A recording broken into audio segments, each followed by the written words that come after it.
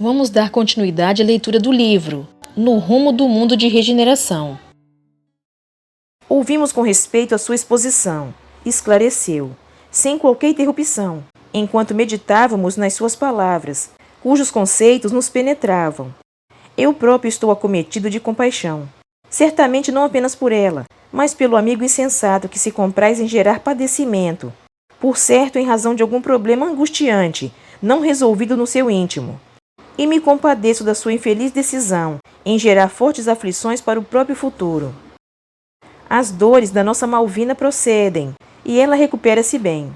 Sabe que são efeitos de conduta malsã, mas o amigo, ainda iludido nas incendiárias paixões do corpo físico e nos pesadelos da vingança, semeia cataclismos para o futuro do qual ninguém se exime. Deve haver um motivo pessoal de sua parte para ter aderido aos Vingadores, pois que, do contrário, não participaria de uma luta que não fosse sua. Naquele momento, o rosto da médium experimentou uma tremenda mudança, tornando-se verdadeira máscara de ódio, enquanto os olhos esbugalhados nas órbitas eliminavam torpes vibrações de cólera contra o orientador e tentava agredir a médium com socos, que foram impedidos de alcançar-lhe o corpo, graças à emissão de ondas de simpatia, originadas no irmão Cláudio, técnico em produção de ondas vibratórias de saúde e de paz. Tentando expressar-se sem o conseguir, sacudia o corpo do instrumento mediúnico e irrompeu numa torrente de acusações. Esta miserável estava em Corinto, em 1571, quando da Batalha de Lepanto. Eu pertencia então ao Império Otomano e fui convocado, porque o nosso objetivo era a conquista da ilha de Chipre. Pessoalmente, eu vivia na cidade de Patras, no sudoeste da Grécia, e depois da batalha fui transformado em escravo dessa infame, que então católica, maltratou-me até a morte por exaustão.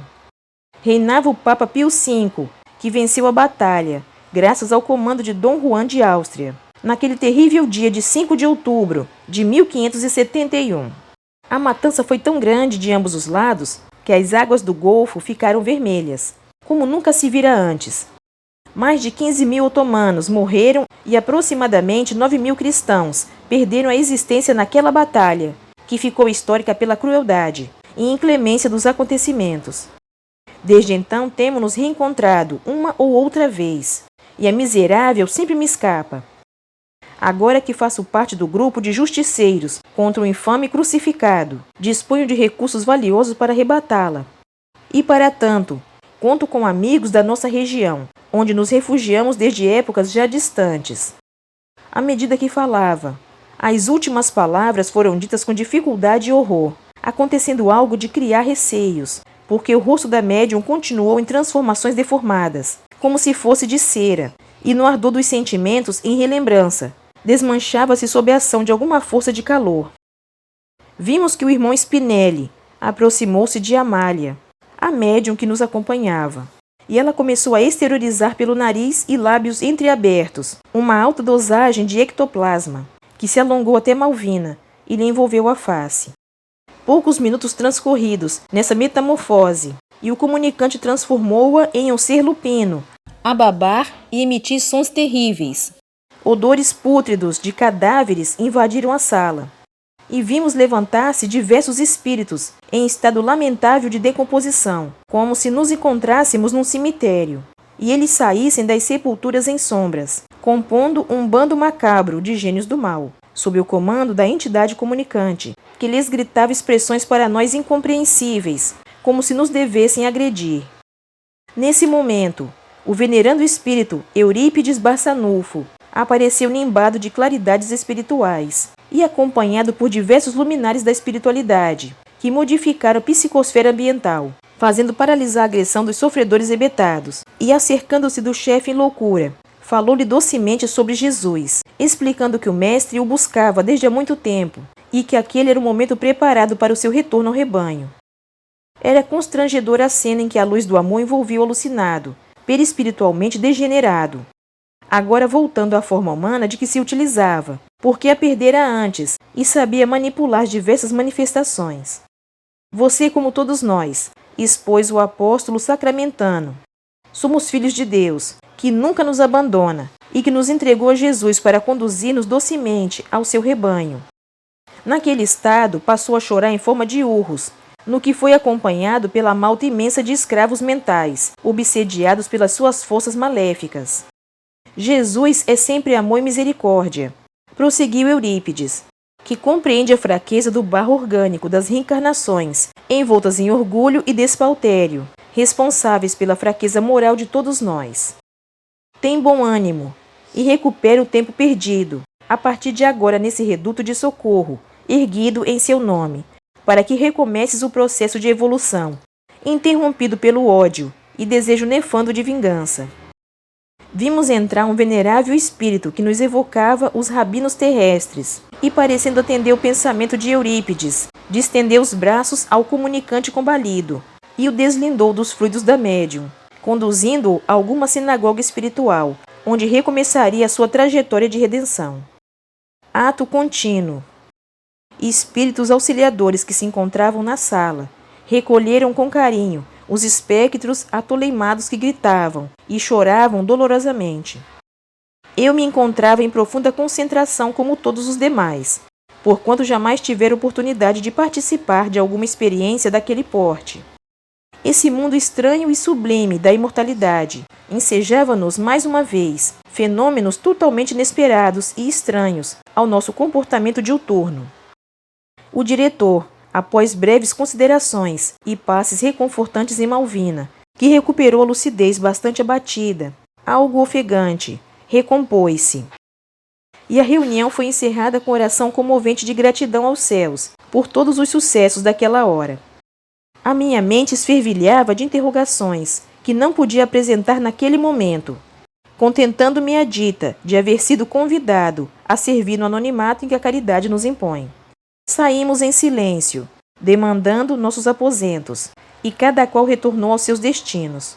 Desde a chegada à respeitável instituição, que notaram uma particularidade especial, a presença de muitos espíritos dedicados ao bem, que foram na terra os inesquecíveis templários. Indagando ao irmão Spinelli, ele me explicou que grande número de pessoas que fundam sociedades espíritas na terra, especialmente no Brasil, dedicando-se à caridade nas suas mais complexas expressões, vinha da Igreja Católica do passado, que também havia criado conventos, monastérios, instituições de auxílio cristão, mas que lamentaram, em razão do egoísmo, da ignorância das leis divinas, apegadas ou não aos dogmas que se submetiam. Por volta do ano de 1119, um grupo de 6 cavaleiros, sob as bênçãos do governador de Jerusalém, reuniram-se para trabalhar em favor das pessoas sofredoras e para protegerem a cidade, na condição de humildade e pobreza. Posteriormente, por volta de 1128, foi apresentada no Concílio de Troyes a Ordem dos Pobres Cavaleiros de Cristo e o Templo de Salomão. Envolveram-se em diversas batalhas e foram constituídos por cavaleiros europeus e monges com formação militar.